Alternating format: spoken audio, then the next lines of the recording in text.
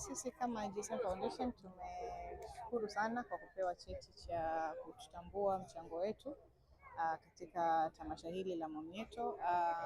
Kwa kweli nadhani kama wengi mtakuwa ni mashahidi, mechi imekuwa nzuri sana, ni haswa watu wamepata burudani, lakini cha msingi na kikubwa ni kwamba tamasha hili limeweza kurudisha kwenye jamii ya Watanzania, kama ambavyo mliona jana walikuwa hospitali ya Tanga pale wakitoa misaada mbalimbali kwa ambayo ni vifaa tiba pamoja na vifaa mbalimbali ambavyo vinatumika pale hospitali. Kwa hiyo ni kitu kizuri, na nichukue nafasi hii kwa niaba ya GSM Foundation kuwapongeza sana na kuwapa ahadi yetu kwamba tutaendelea kuwashika mkono katika kurudisha kwenye jamii yetu ya Watanzania. Unawaambia nini na wale ambao kwamba pia wanapaswa kufanya kama hichi ambacho wanakifanya Mwamnyeto Foundation kwa maana ya wachezaji?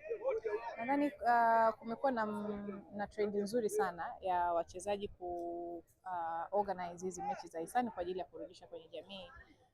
Juzi mmewaona Wape Tabasamu Foundation wakifanya mechi ya hisani na matukio mbalimbali ya kurudisha kwenye jamii ya Watanzania, lakini pia mmemwona Clement Mzize akiwa na tamasha lake kule Iringa, na yeye pia aliweza kutoa tabasamu kwa wafanyabiashara ama vijana ambao wanaendesha bodaboda.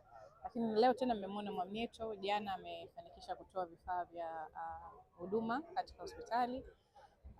Kwa hiyo nadhani ni kitu kizuri kwa sababu mwisho wa siku matamasha haya hayana utimu, hayana udini, hayana itikadi zozote zile, na ningependa kuwa encourage na kuwapongeza sana kwa kufanya matamasha haya, na pia kuchukua nafasi hii kuwapa hamasa wachezaji wengine pia, tukumbuke nyumbani tulikotoka.